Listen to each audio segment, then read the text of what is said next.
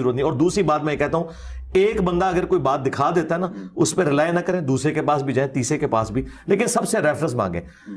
और फिर अल्टीमेटली आप जब हम तक पहुंचेंगे तो आपको पता चलेगा कि इस प्लेनेट अर्थ पे सिर्फ हम हैं जो कुरान और सुन्नत के रेफरेंस दिखाते हैं, बाकी सिर्फ गपशप बताते हैं। गपशप। हाँ जी। तो सारे वही थे वो जिस तरह दिमाग बंद किए हुए थे रोमन्स ने उनके, और वो हजरत उस्मान का खून आलूद कुर्ता वहां पे जाके लटका दिया वो नुमान इब्ने बशीर ने रज़ी अल्लाह ताला अन्हु। हम तो इतराम से ही नाम लेंगे।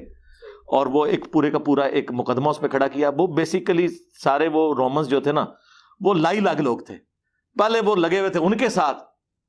हजरत मुआविया एक गुड एडमिनिस्ट्रेटर तो थे, उन्हें पता था कि इनकी बात किस तरीके से मारी जा सकती है, तो वो उधर जामिया दमिश्क में वो कुर्ता खून आलूद लटका दिया और कहा जी हमने कसासे उस्मान लेना है।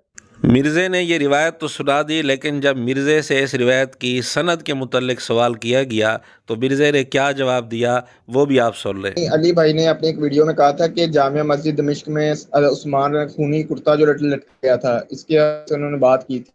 तो मैं ये जानना चाह रहा था, ये रवायत सही सनद से साबित है?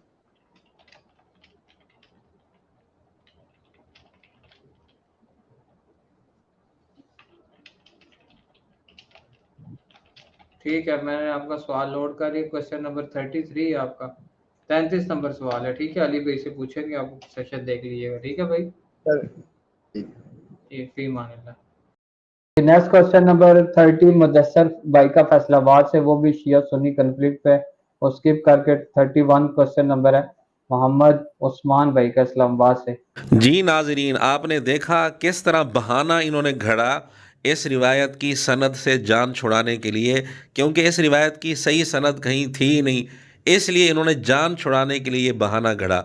वरना अगर ये बहाना वाक़यतन था तो फिर मिर्ज़े ने ये रिवायत बयान क्यों की थी? बयान करते हुए मिर्ज़े को ये ख्याल क्यों नहीं आया था?